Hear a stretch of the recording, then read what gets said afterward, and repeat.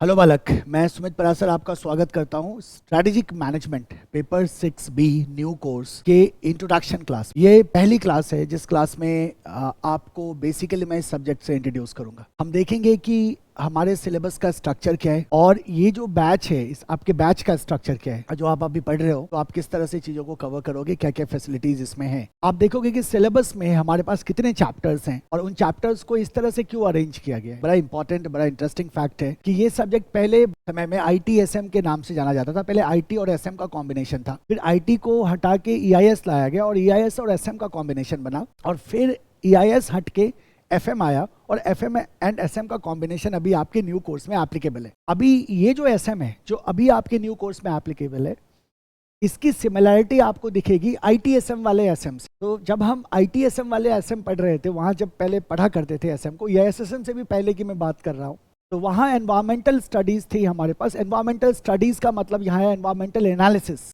तो हम एनवायरमेंटल जो एनालिसिस था those were there in the syllabus as the chapter. अभी जब हम EIS SM में SM आया था तो उसको हटा दिया गया था मोर और लेस। कहीं कहीं छोटा मोटा इंट्रोडक्शन जरूर था, बट आप कभी कभी डिटेल्ड स्टडी नहीं करते थे। अब आपके सिलेबस में फिर से एनवायरमेंटल फैक्टर्स को लाया गया है। आपके सिलेबस में फिर से पेस्टल एनालिसिस को लाया गया है and various other internal external factors को स्टडी करने के लिए आपके सिलेबस में डाला गया है। SM जो न्यू सिलेबस है वो EIS SM में जो SM था, जो ओल्ड सिलेबस का SM था, उससे भी ज्यादा इनरिच्ड और ऑर्गेनाइज्ड है। अब दिक्कत कहाँ है, डिफिकल्टीज क्या क्या आने वाली है, बच्चे कहाँ डिफिकल्टीज फेस करने वाली है, हम इसके बारे में भी बात करने जा रहे हैं इस वीडियो में। और इस वीडियो में मैं आपको SM का कंप्लीट इंट्रोडक्शन देने जा रहा हूँ। तो this is your first class today. Start with the subject. Paper 6B। 6A आपका FM है और 6B आपका SM है। तो here we are talking about SM, जिसका अर्थ है बेसिकली स्ट्रैटेजिक मैनेजमेंट। तो हम पढ़ने जा रहे हैं किसको? हम पढ़ने जा रहे हैं स्ट्रैटेजिक मैनेजमेंट को। Strategic management is a process, और इस प्रोसेस के डिफरेंट स्टेप्स को समझने के लिए हम उसको लॉजिकल चैप्टर्स में बांटते हैं। अब then after we will be studying them. तो आपके SM में टोटल 5 चैप्टर्स हैं आपके पास। तो पहली खुशखबरी, हम कहते हैं अरे सर ये तो खुश होने वाली बात है, पहले तो 8 चैप्टर था अब 5 हो गया, बहुत छोटा हो गया सिलेबस। जो 8 चैप्टर का कंटेंट था मोर और लेस वो तो है ही, और एडिशनल कंटेंट ऐड किया गया है। तो आप ये गलत फहमी में मत रहना कि अगर 5 चैप्टर है तो ये सिलेबस छोटा हो गया। No, it's not like that, है ना। सो 5 चैप्टर है तो 5 चैप्टर में अब आपके 50 मार्क्स डिस्ट्रीब्यूट होंगे, बट आपको उतना ही पढ़ना होगा जितना ओल्ड कोर्स में बच्चों को पढ़ना पड़ता था। आपको किसी तरह की रियायत यहाँ नहीं दी गई है। इनफैक्ट आपके सिलेबस को और अच्छा किया गया है, और जो क्वेश्चन आस्किंग पैटर्न है उसमें भी बदलाव की संभावनाएं हैं। यानी कि जो कंटिन्यूअसली देखने में आ रहा है कि जो सिनेरियो बेस्ड क्वेश्चन ज़्यादा पूछे जा रहे हैं एग्जामिनेशन में, तो वहाँ भी आपको बहुत कंसंट्रेट होकर रहना होगा कि 5 के 5 चैप्टर के कॉन्सेप्ट एंड कंटेंट दोनों पे आपको अपना कमांड बिल्ड करना होगा। सो एक ही फॉर्मूला है स्कोर करने का, दैट इज CC। तो आपका कॉन्सेप्ट भी स्ट्रांग होना चाहिए, आपके पास कंटेंट भी होना चाहिए कि अल्टीमेटली आप लिखोगे क्या एग्जामिनेशन में। तो टोटल 5 चैप्टर्स हैं और जो टोटल मार्क्स है आपका यहाँ दैट विल बी 50, है ना। ऑप्शन वाले की हम बात नहीं कर रहे हैं। तो 50 मार्क्स में आपका इवैल्यूएशन होगा। Of course you will get an optional question, but 50 marks में आपका इवैल्यूएशन होगा। सो टोटल मार्क्स 50 है आपका। This is your paper 6B। Paper 6A में हमारे पास फाइनेंशियल मैनेजमेंट होता है, जिसमें टोटल 9 चैप्टर्स हैं हमारे पास, और 9 चैप्टर्स का भी जो एलोकेशन है वेटेज का वो है 50 का। तो 50 + 50 गोज टू 100। तो ये आपका 100 मार्क्स का पेपर नंबर 6 है। 6A FM, 6B SM, आप जानते हो बहुत अच्छी तरह से। So today we are starting strategic management। हम strategic management को start करने जा रहे हैं, ठीक है। We are going to start with strategic management। इससे पहले कि मैं कॉन्सेप्ट को स्टार्ट करूं, कुछ बहुत ही बेसिक बातें वो मैं आपको पहले ही बता देता हूं, ठीक है। देखो, जो हमारा फोकस होगा इस बैच में, हमारा जो फोकस होगा वो प्राइमरी फोकस होगा कि सारे के सारे कॉन्सेप्ट पे हम कमांड एक्सरसाइज कर सके, साथ ही साथ हम में लिखने की एबिलिटी आए। कहने का मतलब है कि हमें कंटेंट बिल्ड हो, जहां हम जो हमने समझा उसको हम थियरी में कन्वर्ट कर सके। और इसमें आपको हेल्प करेगा आपका क्लास नोट्स। तो 100% सिलेबस आपके क्लास नोट्स में ही आएगा। हालांकि मैं आपको बुक प्रोवाइड करूंगा, बट आपको बुक को देखने की भी आवश्यकता नहीं होगी, और आपका क्लास नोट्स जो होगा that will be more than enough. Class note से 1 नंबर का भी क्वेश्चन आपको एग्जामिनेशन में बाहर दिखाई नहीं देगा। आज तक नहीं हुआ है, आपके साथ भी नहीं होगा। So class notes will be prepared. Complete syllabus की नोटिंग आप क्लास में ही करोगे। इसके अलावा आपको कुछ भी एडिशनल देखने की जरूरत नहीं है। Case studies, case scenarios and जो क्वेश्चंस है डिस्क्रिप्टिव क्वेश्चंस, वो भी क्लासरूम में मैं कवर करने की कोशिश करूंगा एज मच एज पॉसिबल, ताकि आपको खुद से बहुत कुछ करने की जरूरत ना रहे। नंबर 2, तो क्लास नोट्स हमारा बनेगा, राइट। इसको ध्यान में रखना है। जो टोटल क्लासेस हैं, हम एसएम में अप्रॉक्सीमेटली 40 क्लासेस हम डेडिकेट करने जा रहे हैं। तो total 40 classes approximately we are going to give to SM. इन 40 क्लासेस में कुछ घंटों का, कुछ क्लासेस का आपका रिविजनरी वीडियो भी इंक्लूडेड है। तो after every chapter we will be revising that chapter. हर एक चैप्टर के बाद हम उसका एक रिवीजन करेंगे, और वो रिवीजन आपके लिए अवेलेबल होगा, जिसको आप कंटिन्यूअसली जितनी बार चाहो टिल एग्जाम देख लो। तो चैप्टर वाइज जैसे ही चैप्टर खत्म हुआ we will do the revision, and that revision video will be available with you, ताकि आप उसको क्या कर सको, मल्टीपल टाइम देख सको। कम समय में अगर रिवीजन करना है तो रिवीजन वीडियो आपके काम आएगा।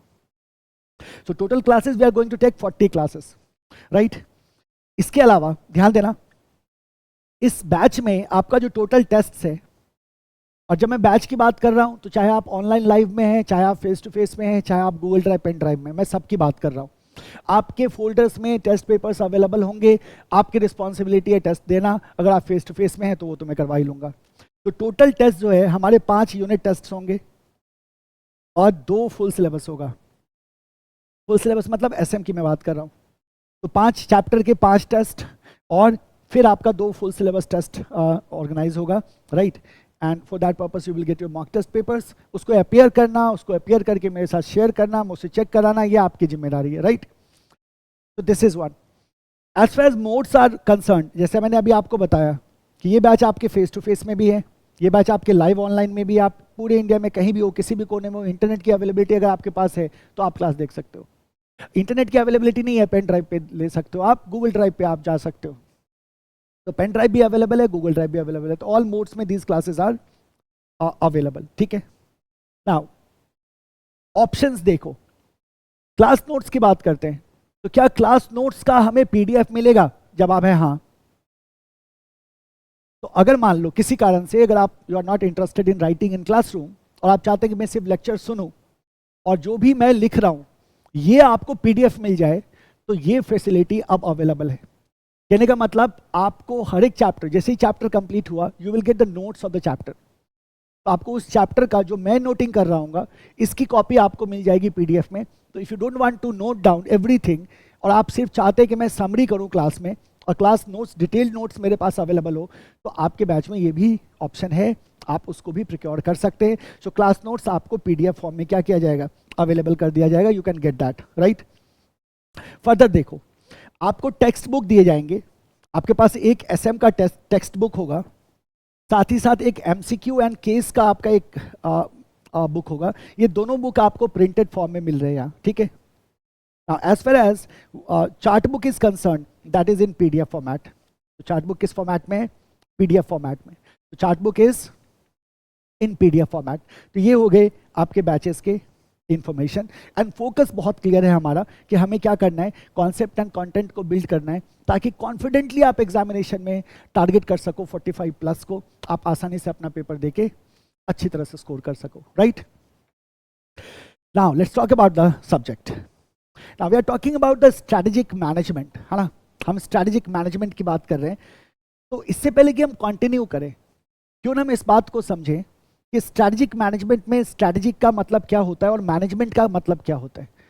उससे भी पहले, इसको भी अलग अलग से समझने से पहले, let's talk about few things, है ना। 2 चीजों की बात मैं आपसे करूंगा, 2 चीजों की बात मैं आपसे करूंगा, ध्यान देना।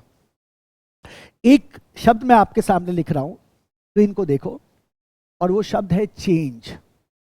और एक वर्ड है survival. So let's talk about these two very important words what you will encounter throughout your SM continuously, है ना. तो पहला है चेंज और दूसरा है सर्वाइवल. चेंज पता है क्या है, ये दुनिया का सबसे बड़ा सत्य है. आपने सुना होगा, अक्सर सुना होगा, लोगों को, मोटिवेटर्स को सुना होगा, टीचर्स को सुना होगा, पेरेंट्स को सुना होगा, आसपास के लोगों को सुना होगा. लोग कहते हैं कुछ भी अस्थाई नहीं है. किसी ने कहा मैं बहुत दुख में हूं, तो आप उसको क्या कहते हो? कोई बात नहीं, ये समय भी बीत जाएगा. कोई कहते हैं अरे मैं तो बहुत खुश हूं, आप क्या कहते हो मुस्कुरा के? कोई बात नहीं, ये समय भी बीत जाएगा. So what we are talking about here, हम कहते हैं सर जो चेंज है ना, ये सर्टेन है, इट विल हैपन. स्टैटिक नहीं रह सकता, कुछ भी नहीं रहता. चीजें बदलती हैं, सर्कमस्टांसेस बदलते हैं, हालात बदलते हैं. जो आज है वो कल नहीं होगा, और जो कल होगा वो परसों नहीं होगा. That will happen. हम कहते हैं sir if anything does not change then that is change itself. Change कभी नहीं बदलता. चेंज बदलेगा तो स्टैटिक हो जाएगा, तो वो कभी नहीं होगा. Change is something which is universal and that always happens. अब जरा सोचो, if there is change and things are changing, how change affects the survival. तो आप कहते हैं हाँ यहां मुद्दा है. अब जरा सोचो, गर्मी का महीना है, आप टी शर्ट पहन के चले जाते हो, बाहर घूम फिर के चले आते हो, कड़ाके की ठंड पड़ रही है, आप टी शर्ट पहन के जाओगे क्या बाहर? नहीं. आप क्या बोलोगे? वेदर चेंज हो गया है. और वेदर चेंज हो गया है तो I have to wear sweater and jacket and everything to protect myself. ऐसा क्यों कह रहे हो आप? ऐसा आप इसलिए कह रहे हो क्योंकि अब आप बात कर रहे हो सर्वाइवल की, और आप कहते हैं कि सर सर्वाइवल तब होगा हमारा इस ठंड में जब हमने अपने आप को प्रोटेक्ट करके रखा हो. कहने का मतलब बदले हुए हालात के हिसाब से हमने अपने आप को बदल लिया हो.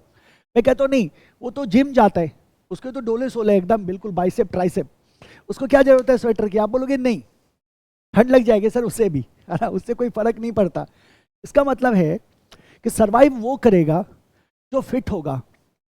फिट कहने का मतलब है यहाँ कि जो बदले हुए हालात के हिसाब से अपने आप को क्या कर ले, बदल ले, वो सर्वाइव करेगा. That will survive. लेकिन वो सर्वाइव नहीं करेगा जो हम कहते हैं आपका स्ट्रांग होना आपके सर्वाइवल की गारंटी नहीं है. बहुत बड़ी बड़ी कंपनीज कोलैप्स हो गई. कोडक मार्केट लीडर हुआ करता था, कोलैप्स हो गया. क्यों? क्योंकि बदलते हुए समय के साथ वो अपने आप को चेंज नहीं कर पाया, डिजिटल में नहीं आ पाया. नोकिया की बात करें, नोकिया क्या हुआ? नोकिया ने अपना मार्केट लूज कर दिया. क्यों लूज कर दिया? क्योंकि वही सब जगह एक ही आपको मुद्दा मिलेगा, and that is something called as change. तो सर्वाइवल के लिए you have to be fit, you have to change as per the changing circumstances. तो हम कहते हैं you are very strong, that does not guarantee your survival. Survival is guaranteed by whether you are fit or you are not, right? तो दो शब्द हैं, बहुत मजेदार है. क्या बोलोगे? Change and survival. तो हमने क्या सीखा? हमने क्या कहा? If anything never changes then that is change itself. ऐसे ध्यान में रखना. If anything never changes, then that is change itself. अगर कुछ नहीं बदलता है तो वो क्या है? वो चेंज ही है. चेंज कभी नहीं बदलता. चेंज तो होगा, है ना, ये तो ट्रुथ है, ये एक सच है. चेंज आपको देखने को मिलेगा, है ना. अब सवाल क्या आता है हमारे सामने कि अगर ऐसा है तो एज अ बिजनेस हम इस चेंज को कैसे कोप करें? How to cope it, how to cope it. और जब हमने कहा हाउ टू कोप इट, इसका मतलब we are talking about the survival. हमने कहा अगर चेंज होगा ही होगा तो इसका मतलब मेरा सर्वाइवल चैलेंज होगा आने वाले टाइम में, क्योंकि आज का जो सेटअप है उसके हिसाब से मैं हूं. कल के डेट में ये सेटअप बदलेगा. मैं आपको अभी जनरल टर्म्स में बात कर रहा हूं, ग्रेजुअली हम टेक्निकल टर्म्स पे पहुंचेंगे, बट आप एक कॉन्सेप्ट बिल्डअप करो पहले. तो आज का जो सेटअप था मेरा, उसके हिसाब से मैं था, तो आई वॉज गुड. लेकिन ये सेटअप, ये सर्कमस्टांसेस, ये कंडीशंस बदल रहे हैं. जब ये कंडीशंस बदलेंगे तो मेरे में और कंडीशन में मिसमैच होगा, और जब मेरे और कंडीशन में मिसमैच होगा इसका मतलब मिसफिट होगा, इसका मतलब अलाइनमेंट मिस करेगा. और जब ये अलाइनमेंट मिस करेगा तो क्वेश्चन आ जाएगी मैं हमारे सर्वाइवल पे. क्वेश्चन इस बात, ये क्वेश्चन रेज होगा कि how we are going to deal with that change, and then you talk about the survival. और जब आप सर्वाइवल की बात करते हैं तो हमेशा याद रखना है आपको, सर्वाइव वो करता है जो क्या रहता है, फिट रहता है। तो अब आप कहते हो सर्वाइवल ऑफ फिटेस्ट। किसने कहा था, किसने कहा था सर्वाइवल ऑफ फिटेस्ट? तो बोलोगे चार्ल्स डार्विन ने। चार्ल्स डार्विन ने क्या कहना था चार्ल्स डार्विन का? चार्ल्स डार्विन का ये कहना था कि आप कितने स्ट्रांग हो इससे कोई फर्क नहीं पड़ता, है ना। सर्वाइव वही करेगा जो फिट होगा, और फिट होने का मतलब यहाँ है changing as per the changing condition. तो change yourself as per the changing condition. अगर आप कंडीशन के साथ फिट हैं तो यू विल सर्वाइव, नहीं है यू वॉन्ट सर्वाइव, है ना। तो हम क्या कहते हैं, it is not the strongest, it is not the strongest who survive, it is not the strongest who survive but the fittest one. It is not the strongest who survive but the fittest one. वो सबसे जो strong है, बाहुबली है, वो survive करेगा इसकी guarantee नहीं है। यानी कि अगर आप टॉप कंपनीज में भी हैं, you are leading in your industry, तो भी आपके सर्वाइवल की गारंटी इस बात से होगी कि whether you are able to change as per the changing conditions और नॉट। हमने कोडेक का नाम लिया। कोडेक हम जानते हैं कि कैमरा फिल्म इंडस्ट्री में क्या करता था, वो कोडेक डोमिनेट करता था, लेकिन उन्होंने मार्केट लूज कर दिया क्योंकि वो सही समय में वो डिजिटल कैमरा लेके नहीं आ सके। मैं डिटेल्ड केस बाद में डिस्कस करूंगा, just for reference I am telling you, है ना। So what we say, it is not the strongest who survive, but the fittest one. So we have to be fit. So as per the changing conditions, we have to adapt ourselves, we have to change ourselves. अब याद रखना, strategic management जो है ना, वो आपकी company में it brings flexibility. You will have the flexibility to adapt yourself as per the changing conditions. And in a changing scenario, how you are going to survive, how to position yourself, how to position yourself to deal with competition, how to position yourself to become number one is what you are going to learn in the strategic management. यही सब आप strategic management में क्या करने जा रहे हैं, सीखने जा रहे हैं। तो चेंज एंड सर्वाइवल का कॉन्सेप्ट क्लियर है, ठीक है। सो जरा सोचो, अगर हम किसी भी बिजनेस को देखें, how a business operates, how a business operates, तो बिजनेस का जन्म क्यों हुआ? तो हम कहते हैं सर जरूरत से ही इन्वेंशन होता है, जब जरूरत होती है तो इन्वेंशन होता है। तो why a business is formed, why an organisation is created, why, what's the reason behind that? तो आप कहते हैं the reason is very simple and that is the need of the society.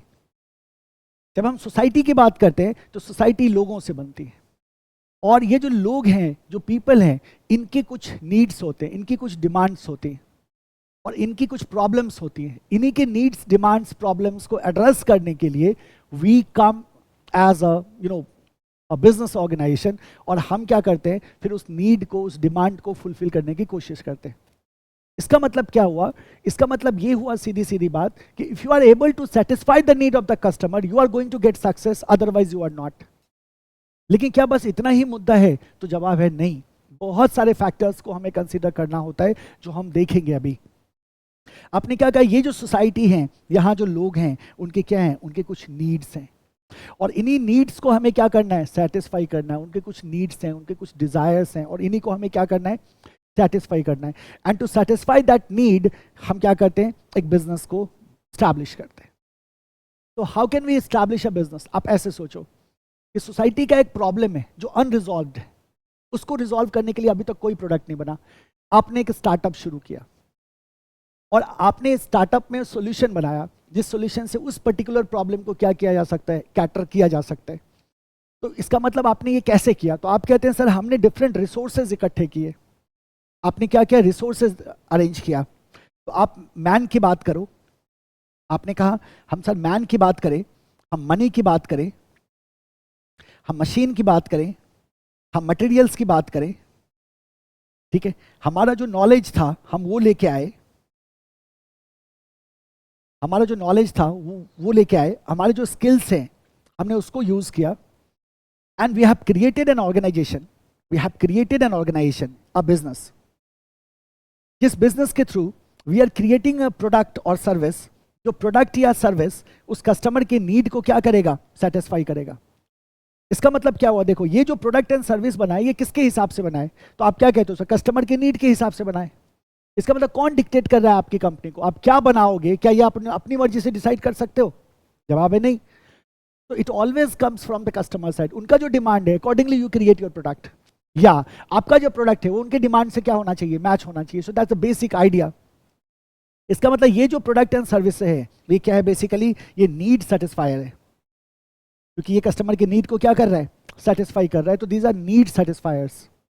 अब एज अ बिजनेस हम ये क्यों कर रहे हैं? क्योंकि हमें पता है वो प्रॉब्लम है, प्रॉब्लम को मैं रिजॉल्व करूंगा, मैं प्रोडक्ट बनाऊंगा, मैं बेचूंगा, वो खरीदेंगे, मुझे प्रॉफिट होगी।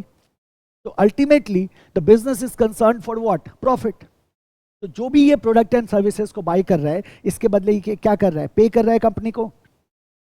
And the amount paid to procure product is called as, बड़ी बेसिक सी चीज है सर, इसको हम क्या कहते हैं, प्राइस कहते हैं।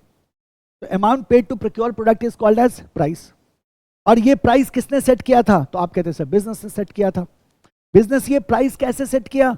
तो आप कहते हो सर उसमें हम बहुत सारे फैक्टर्स को देखते हैं, बट जो बेसिक फॉर्मूला बनता है वो होता है cost plus margin is equal to price. और ये जो मेरा मार्जिन है यही बेसिकली मेरा क्या है, प्रॉफिट है।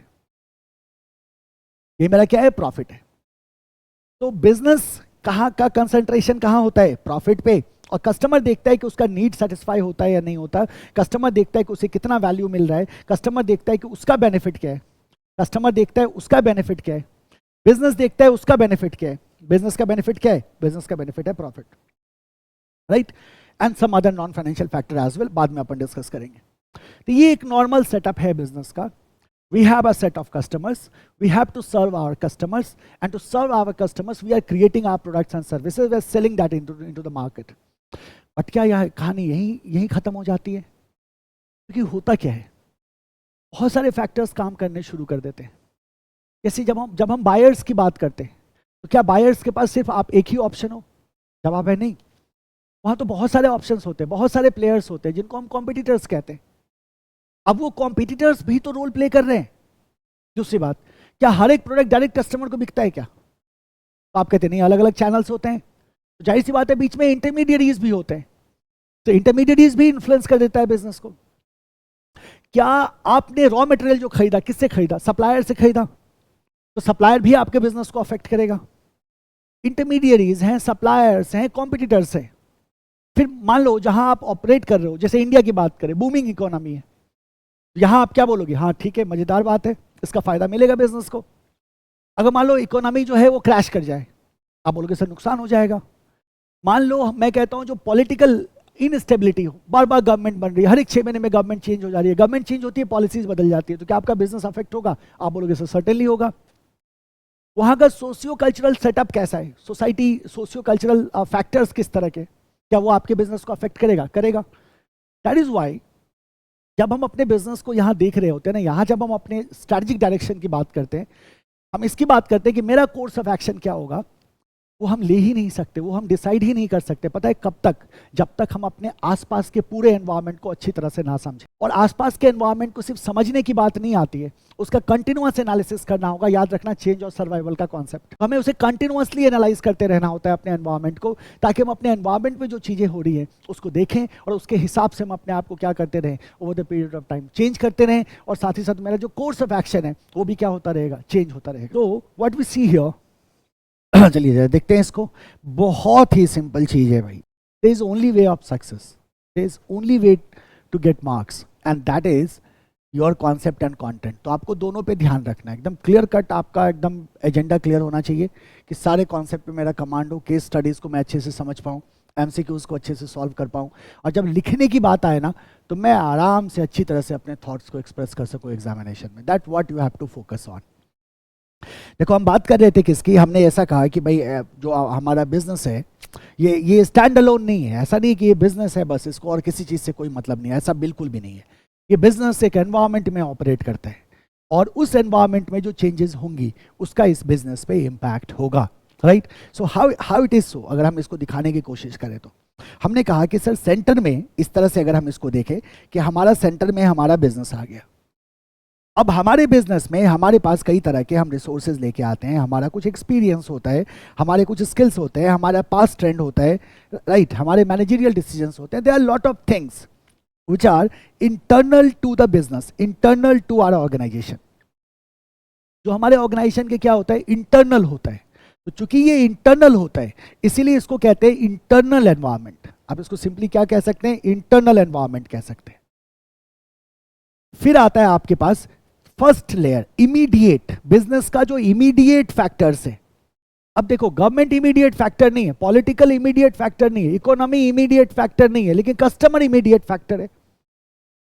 तो इमीडिएट फैक्टर की अगर बात करो, जैसे मार्केट हो गया, जैसे कस्टमर्स हो गए, जैसे कॉम्पिटिटर्स हो गए, ये सब इमीडिएट फैक्टर्स है जिनसे बिजनेस डे टू डे में इंटरैक्ट करता है, जिनसे बिजनेस डे टू डे में इंटरैक्ट करता है. आप गवर्नमेंट से डे टू डे में इंटरैक्ट नहीं करते, लेकिन आप अपने कॉम्पिटिटर से डे टू डे में इंटरैक्ट करते हो. तो वो मेरा बनता है इमीडिएट एनवायरनमेंट. तो चाहे वो मेरा कॉम्पिटिटर हो, चाहे वो मेरे कस्टमर्स हो, चाहे वो इंटरमीडियरीज हो,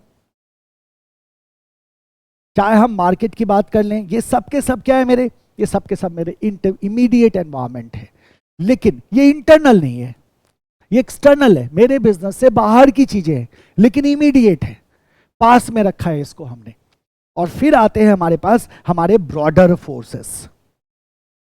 फिर आते हैं हमारे पास हमारे ब्रॉडर फोर्सेस, जिन ब्रॉडर फोर्सेस में आप ले सकते हैं पॉलिटिकल को, इकोनॉमिकल को, सोशियो कल्चरल को, टेक्नोलॉजिकल को, इकोलॉजिकल को, लीगल को. पेस्टल बोल दो शॉर्ट में, सबका मैं डिटेल आपको लिखवाऊंगा.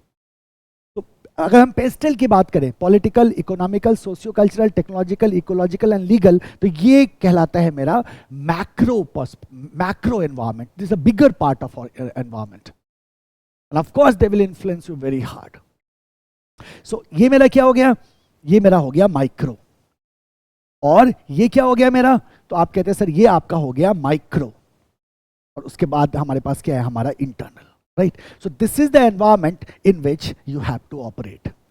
ये एनवायरनमेंट है जिसमें आपको ऑपरेट होना होगा. This is the environment where you will see what change. ये जो आपने चेंज पढ़ा ना, how to cope it. Why it is a challenge. हम कहते हैं सर ये बेसिकली चेंज किसकी बात की जा रही है, हमारे एनवायरनमेंट में होने वाले चेंजेस की बात की जा रही है. We have to cope it, we have to fight with our competition, we have to deal with our changing environment and we have to achieve our objectives. We have to become number one. We have to create competitive advantage, something which is with us only, not with the competitor. For that purpose we have something called as strategic management in first place. It's not simple management, it's strategic management. और यहाँ perspective थोड़ा सा क्या होता है, अलग होता है. तो स्टैंड अलोन नहीं ऑपरेट करता कोई भी एंटरप्राइज. कोई भी एंटरप्राइज स्टैंड अलोन नहीं है, आइसोलेटेड नहीं है. कोई भी एंटरप्राइज आइसोलेटेड नहीं है. Enterprise never operate in isolation. इसको सिंपली ध्यान में रखना, enterprise never operate in isolation. तो आप आइसोलेशन मत समझो कि वो एक क्लोज सिस्टम है जिसका किसी भी बाहरी फैक्टर से कोई लेना देना नहीं है. आप ऐसा नहीं सोच सकते, क्योंकि वो एक एनवायरनमेंट में ऑपरेट करता है, वो एक बड़े सिस्टम का हिस्सा है. वो एक बड़े सिस्टम का, आपको दिख रहा है, वो उसका क्या है, एक हिस्सा है. सो अब क्या होता है कि जब भी ये बिजनेस अपना डिसीजन लेना चाहेगा, जब ये बिजनेस अपने स्ट्रेटेजिक डायरेक्शन को सेट करना चाहेगा, जब ये बिजनेस अपनी स्ट्रेटजीज बनाना चाहेगा, कोर्स ऑफ एक्शन डिसाइड करना चाहेगा, ऐसे सिचुएशन में इस बिजनेस को अपने इंटरनल फैक्टर्स को भी एनालाइज करने की जरूरत होती है और अपने एक्सटर्नल फैक्टर्स को भी एनालाइज करने की जरूरत होती है. अब इसके लिए क्या होता है, जब हम एक्सटर्नल फैक्टर को एनालाइज करते हैं तो आपको क्या करना होता है. आपने कहा सर एनालिसिस होगा, so you will have to do strategic analysis. किसका, एक्सटर्नल एनवायरनमेंट का. एक्सटर्नल एनवायरनमेंट को जब हम एनालाइज करते हैं ना, तो टेक्निकली देन वी गेट कि क्या क्या अपॉर्चुनिटीज हैं हमारे लिए, क्या क्या पॉजिटिव चीजें हैं जिससे हम फायदा उठा सकते हैं, और क्या क्या थ्रेट्स हमारे को मार्केट से आ रहे हैं. जब हम एक्सटर्नल को एनालाइज करते हैं, we get the opportunities and threats. और जब हम इंटरनल को एनालाइज करते हैं तो फिर हमारे पास आता है स्ट्रेटेजिक एनालिसिस. किसका एनालिसिस, आप बोलोगे सर इंटरनल एनवायरनमेंट का. याद रखना, आप कोई भी स्ट्रेटजी तब तक नहीं बना सकते जब तक आपने इंटरनल एक्सटर्नल को एनालाइज ना कर लिया हो, है ना, वरना आपका डायरेक्शन ही गलत हो जाएगा. आपको इंटरनल एक्सटर्नल की समझ नहीं है तो आप तो अलाइनमेंट ही नहीं सेट कर पाओगे, आपका डायरेक्शन ही गलत होगा. आपका डायरेक्शन गलत होगा, आपकी स्ट्रेटजी फेल हो जाएगी. सो हमने क्या किया, स्ट्रेटेजिक एनालिसिस एक्सटर्नल एनवायरनमेंट को किया, स्ट्रेटेजिक एनालिसिस इंटरनल एनवायरनमेंट को किया. जब हम ये कर लेते हैं ना, then we can take our choices, then we can make our choices. जैसे मेरे को नया प्रोडक्ट लॉन्च करना है, या मेरे को नए मार्केट में जाना है, या मेरे को बिल्कुल नया बिजनेस शुरू कर देना है ना। ये सारे डिसीजंस आप कब ले पाओगे? जब आप अपने एनवायरनमेंट से पूरी तरह से वाकिफ हो, आप उनके फैक्टर्स को अच्छी तरह से समझ रहे हो, तभी आप ये समझ पाओगे किसका क्या इंपैक्ट होगा। आपको अपॉर्चुनिटीज एंड थ्रेट्स के बारे में मालूम है, आपको अपने स्ट्रेंथ्स एंड वीकनेसेस के बारे में मालूम है, और ये तभी हो सकता है जब आपने दोनों एनवायरनमेंट को एनालाइज किया हो। और जैसे ही आप इन दोनों एनवायरनमेंट को एनालाइज कर लेते हैं, तो फिर आप अपने चॉइसेस डिसाइड कर सकते हैं। चॉइसेस डिसाइड करने का मतलब पता ही क्या है? इसका मतलब है कि फिर आप फॉर्मुलेट कर सकते हो अपना प्लान ऑफ एक्शन, और जो आपका प्लान ऑफ एक्शन होगा वही आपकी स्ट्रैटेजी होगी। So you can formulate your strategy explicitly. So analysis किया एक्सटर्नल का, इंटरनल का, और फिर हम कहाँ चले गए? स्ट्रैटेजिक चॉइसेस पे, जहां हमने अपनी स्ट्रैटेजी बनाई।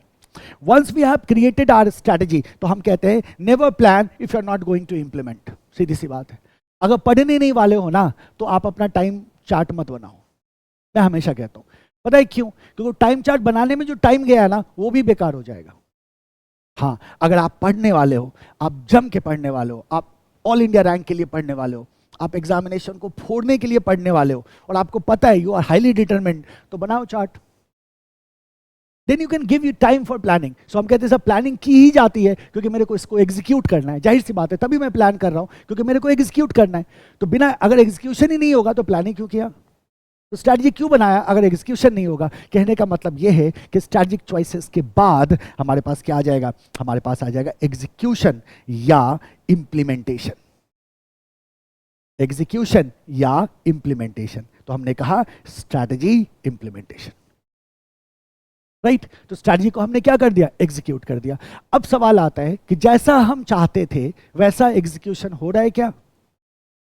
जो ऑब्जेक्टिव हमें चाहिए था, क्या वो ऑब्जेक्टिव अचीव हो रहा है क्या?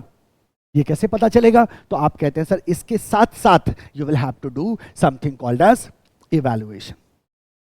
तो जरा गौर करो, आपने एक्सटर्नल एनवायरनमेंट को एनालाइज किया, इंटरनल को एनालाइज किया, आपने स्ट्रैटेजीज को बनाया, स्ट्रैटेजी को एग्जीक्यूट कर लिया, and then you will be able to achieve your objectives, your goals, your vision of enterprise। और इसी को बेसिकली हम कहते हैं एसएम का process.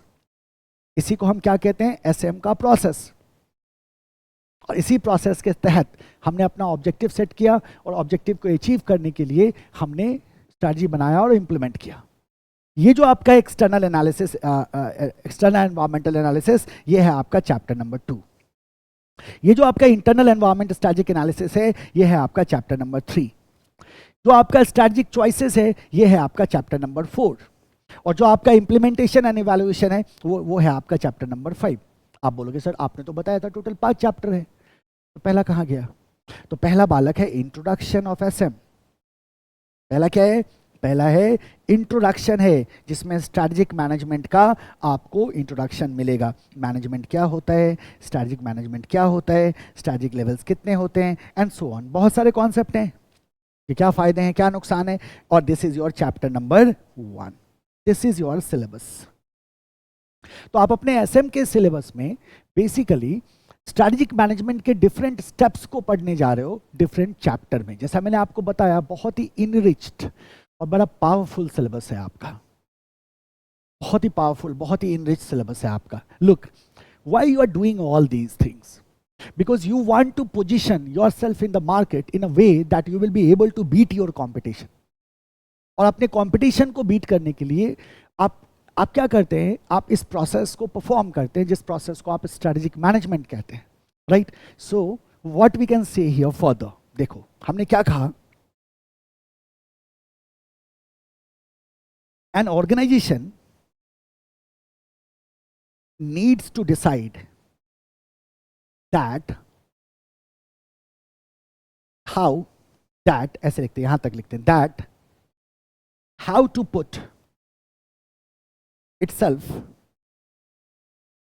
in best possible position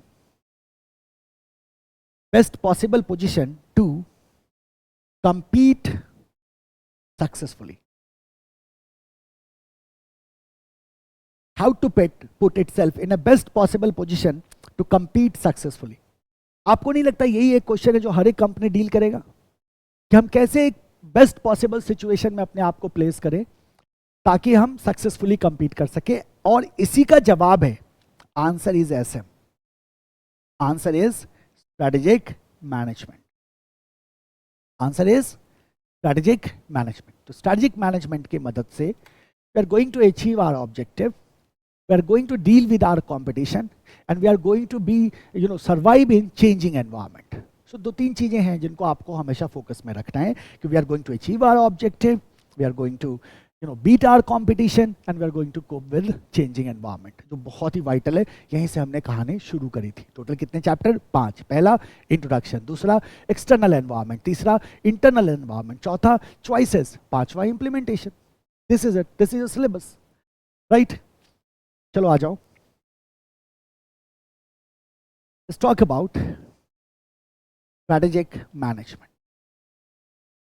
again अब हम क्या करते हैं, इन दोनों वर्ड्स को सेपरेटली देखते हैं और फिर मैं आपको हर एक चैप्टर के कंटेंट को दिखाऊंगा। उसको लिखेंगे नहीं हम, जरूरत नहीं है हमें। जब हम चैप्टर स्टार्ट करेंगे पहला चैप्टर, तो पहले चैप्टर का कंटेंट मैं पहले ही आपको बताऊंगा, फिर हम एक एक करके पढ़ना शुरू करेंगे। बट चूंकि ये अभी मैं आपको सिलेबस इंट्रोड्यूस कर रहा हूँ, तो I will be showing you कि चैप्टर वाइज हमारे को क्या क्या पढ़ना है, कि क्या क्या चीज़ें हैं जो हमारे सिलेबस में कवर्ड है। अभी मैं आपको बहुत ही एक बेसिक सा, एक छोटा सा इंट्रोडक्शन यहाँ दूंगा, है ना, स्ट्रेटेजिक मैनेजमेंट के बारे में। तो पहला टर्म हमारे पास है स्ट्रेटेजिक, दूसरा टर्म है हमारे पास मैनेजमेंट। तो मैनेजमेंट से शुरू करो। मैनेजमेंट क्या होता है? देखो, आप सबने पढ़ा हुआ है, स्कूल से पढ़ते आ रहे हो, आप जानते हैं doing right things in right manner. Doing right things in right manner is management. तो क्या हम यही डेफिनेशन रहने दे बच्चों वाला, हम यहाँ यही रहने दो फिलहाल, हमारे को और कुछ करने की जरूरत नहीं है। Doing right things in right manner, सही काम को सही तरह से करना मैनेजमेंट कहलाता है। सही काम को गलत तरह से करोगे तो मिसमैनेजमेंट हो गया, है ना? Isn't it obvious? तो हम कहते हैं right, doing right things in right manner is management. अब देखो एक बात सोचो आप, हम कहते हैं सर अगर मान लो किसी ऑर्गेनाइजेशन के बारे में सोचो, ऐसे दिखाते हैं ऑर्गेनाइजेशन को, टॉप लेवल पे नंबर ऑफ पीपल कम होते हैं, लोअर लेवल पे ज़्यादा होते हैं, लोअर को ब्रॉड रखते हैं, और हम पिरामिड शेप या ट्राइंगल कह सकते हो आप, ऐसा हम दिखाते हैं। तो ये मेरा टॉप लेवल है, मिड लेवल है और लोअर लेवल है। हम कहते सर किसी भी ऑर्गेनाइजेशन को देखें तो हमने ये सुना है, ये पढ़ा है, हमने सुना है कि यहाँ जो होते हैं लोग, उसको अपन टॉप मैनेजमेंट कहते हैं। टॉप मैनेजमेंट हमने किसको कहा?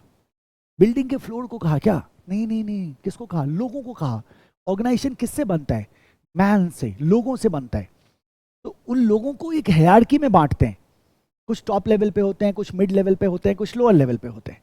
जो लोग टॉप लेवल पे होते हैं उनको अपन टॉप मैनेजमेंट बुलाते हैं, जो बीच में होते हैं उनको मिडिल लेवल मैनेजमेंट बुलाते हैं, और जो नीचे होते हैं उनको हम लोअर मैनेजमेंट बुलाते हैं। तो हमारे पास टॉप मैनेजमेंट होता है, हमारे पास मिडिल मैनेजमेंट होता है, और हमारे पास लोअर मैनेजमेंट होता है। अब ये top management, middle management and lower management में कौन है? हम कहते हैं सर ये लोग हैं, है ना? These are people basically. इनको हम क्या बुलाते हैं? मैनेजमेंट बुलाते हैं। अब ये किस तरह के लोग हैं? तो हम कहते हैं सर सबकी अपनी अपनी ड्यूटीज है। जैसे स्ट्रैटेजी फॉर्मुलेशन को, यहाँ पॉलिसीज बनाने की बात करो, टॉप मैनेजमेंट क्या करेगा? डील करेगा। विजन बनाने की बात करो, ऑर्गेनाइजेशन के डायरेक्शन को सेट करने की बात करो, टॉप मैनेजमेंट क्या करेगा? डील करेगा। कोई नया प्रोडक्ट लॉन्च करना है, नए मार्केट में जाना है, नया बिजनेस स्टार्ट करना है, कौन डिसीजन लेगा? टॉप मैनेजमेंट लेगा। प्रोडक्शन कितना होगा, प्लांट कहाँ लगाएं, ये कौन डिसाइड करेगा? मिड लेवल वाला डिसाइड करेगा। और डेली प्रोडक्शन कैसे हो रहा है, ये कौन डिसाइड करेगा? लोअर लेवल वाला डिसाइड करेगा। तो तीनों का काम बटा हुआ है। एक ने कहा बिजनेस लॉन्च करना है, एक ने कहा प्लांट कहाँ लगाएंगे, दूसरे ने कहा डेली एग्रीगेट प्रोडक्शन मेरा कैसे होगा। तो एग्रीगेट प्रोडक्शन की प्लानिंग लोअर लेवल पे हो रही है, प्लांट कहाँ लगाएंगे बीच में हो रहा है, और बिजनेस लॉन्च करना है ये टॉप पे हो रहा है। तो सबका अपना अपना डोमेन है, सबके अपने अपने राइट्स हैं। Accordingly they run the companies. तो इस कंपनी के जो अफेयर्स हैं, डिफरेंट टाइप्स ऑफ अफेयर्स, जिसकी इंटेंसिटी, जिसका टाइम स्केल, जिसमें इन्वॉल्व रिस्क, जिसमें इन्वॉल्व कॉस्ट अलग अलग है, वो हमने अलग अलग लोगों को असाइन करके रखा हुआ है।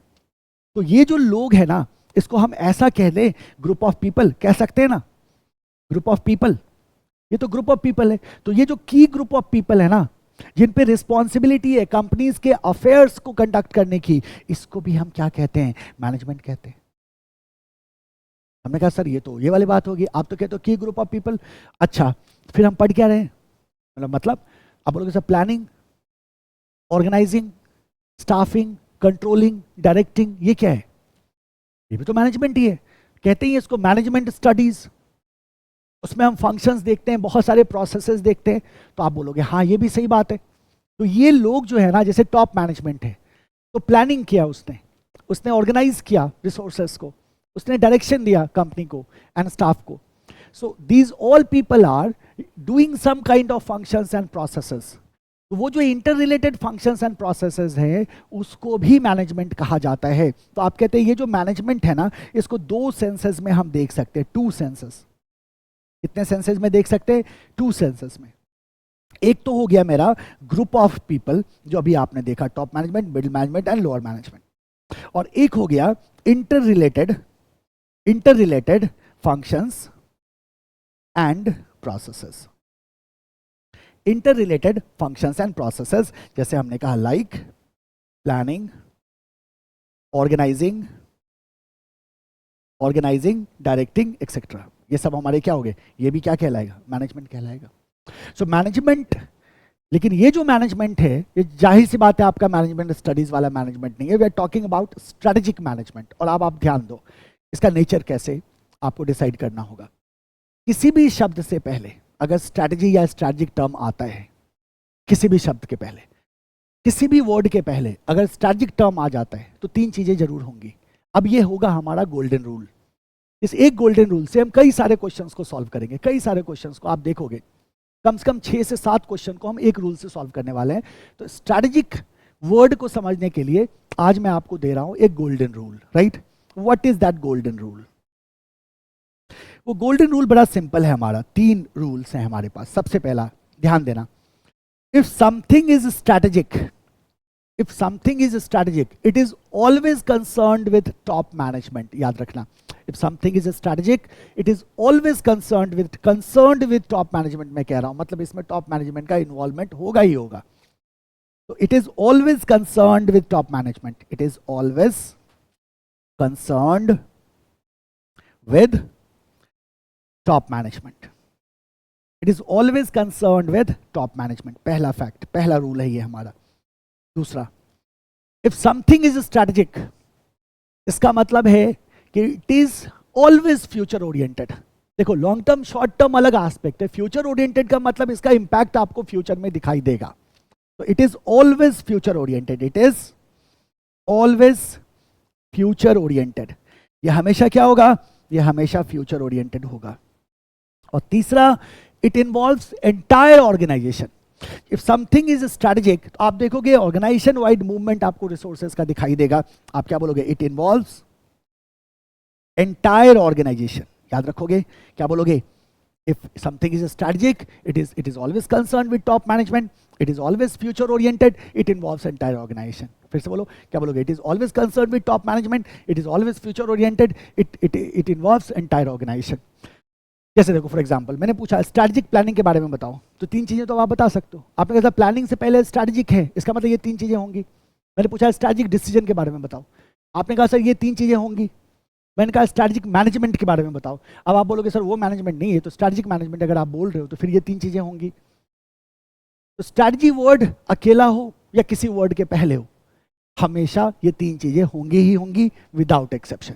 क्या बोलोगे? It is always concern with top management. It is always future oriented and it involves entire organisation. That what the strategic simply means. हमने अभी स्ट्रैटेजिक मैनेजमेंट का डेफिनेशन नहीं लिखा, हमने बस दोनों का क्या किया? मीनिंग देखा.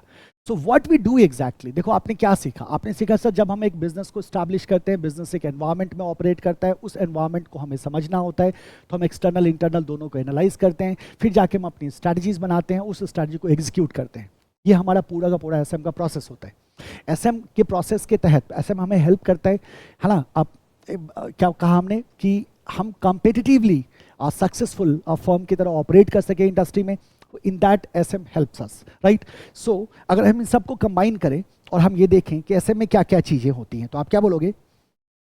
स्ट्रैटेजिक मैनेजमेंट, एक जनरल मैं आपको आइडिया दे रहा हूं. Strategic management includes activities like, क्या क्या किया? तो आप कहते हैं सर सबसे पहला डेवलपिंग विजन एंड मिशन. ये डायरेक्शन देता है कंपनी को. कंपनी का हमने क्या बनाया? Vision and mission. Second, strategic analysis, analysis किया एक्सटर्नल का और इंटरनल का. थर्ड, डेवलपिंग ऑब्जेक्टिव्स, ऑब्जेक्टिव्स को डेवलप किया,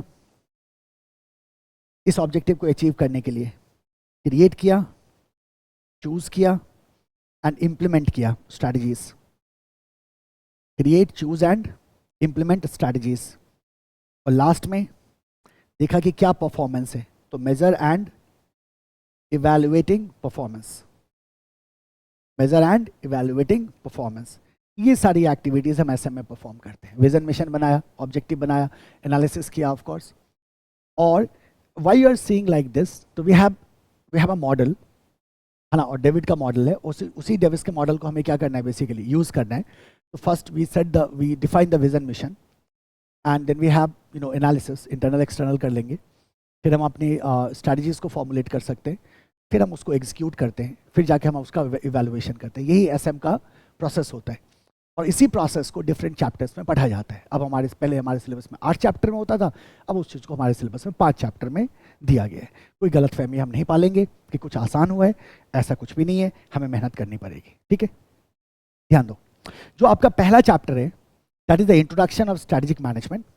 इसमें एसएम का इंट्रोडक्शन है कि एसएम क्या होता है, स्ट्रैटेजिक मैनेजमेंट का मीनिंग और नेचर आपको देखना है, कॉन्सेप्ट ऑफ स्ट्रैटेजी है, importance and limitations of SM देखना है, बड़ा हॉट टॉपिक है, ये कई बार एग्जाम में पूछा जा चुका है। स्ट्रैटेजिक इंटेंट आ गया है इस चैप्टर में, vision, mission, goal, objective and value system, यही आपको इंट्रोडक्शन मिल जाएगा।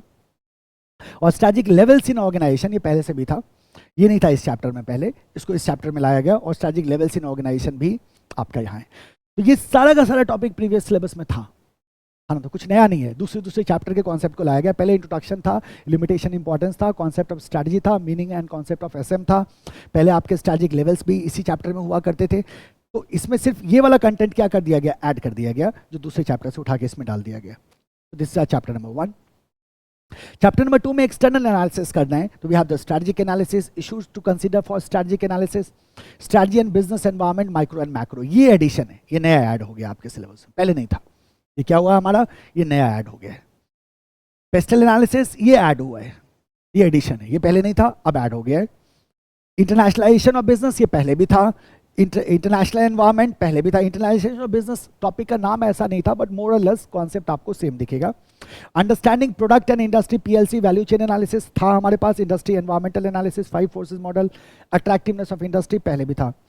एक्सपीरियंस का वैल्यू क्रिएशन ये भी था। Market and customer, customer analysis, customer behaviour, ये ऐड हुआ है, ये पहले नहीं था। देख लो आप, पहले जो था वो तो है ही, नए कॉन्सेप्ट्स ऐड हुए हैं। Competitive strategy, competitive landscape, KSF, this was already there, है ना। तो ये आपका सेकंड चैप्टर का क्या है, कंटेंट है। ये सारे कॉन्सेप्ट्स हमें सेकंड चैप्टर में कवर करने, मैंने आपको कहा ना, ये आईटीएसएम वाला एसएम है। स्ट्रैटेजिक एनालिसिस थर्ड चैप्टर में। चलो इंटरनल को देखते हैं। अंडरस्टैंडिंग की स्टेक होल्डर, मेंडलोस मैट्रिक्स है हमारे पास। स्ट्रैटेजिक ड्राइवर ये ऐड हुआ है, पहले नहीं हुआ करता था।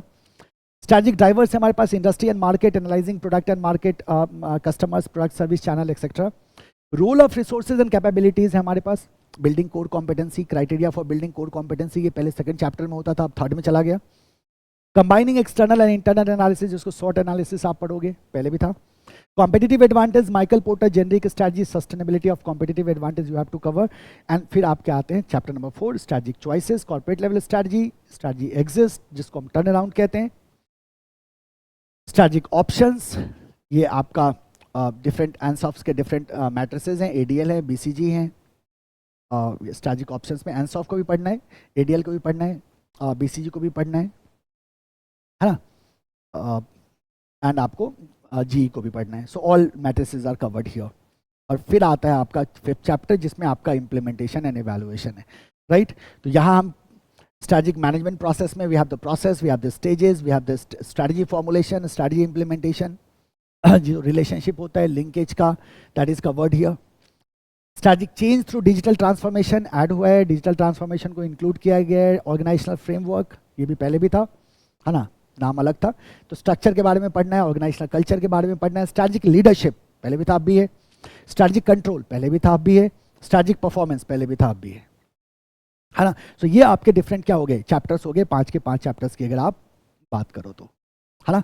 सो देखो बालक, ध्यान से देखो आप कि आपके जो 5 चैप्टर है ना, 5 चैप्टर में आपके पास कॉन्सेप्ट अच्छा खासा है ना, और बड़ा सिस्टमेटिक वे में हमें पढ़ना होगा। ये मैंने आपको बड़ा ब्रीफ में बताया है, ज़्यादा डिस्कशन में नहीं करना चाहता, कोई फ़ायदा नहीं है, एक बार पूरा सुन के करोगे क्या, सब कुछ भूल जाओगे। तो जैसे ही हम हमारे नेक्स्ट सेशन में फर्स्ट चैप्टर से स्टार्ट करेंगे, तो फर्स्ट चैप्टर का पहले हम कंटेंट चार्ट बनाएंगे कि इस चैप्टर में हमारे को क्या क्या पढ़ना है और कहाँ कहाँ से क्वेश्चन आने की संभावना ज़्यादा है, और फिर हम एक एक करके कॉन्सेप्ट को कवर करना शुरू करेंगे, right.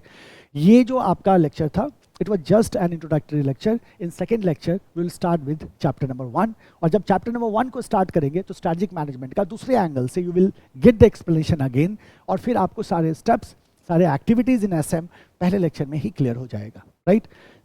Stop here. See you in next lecture.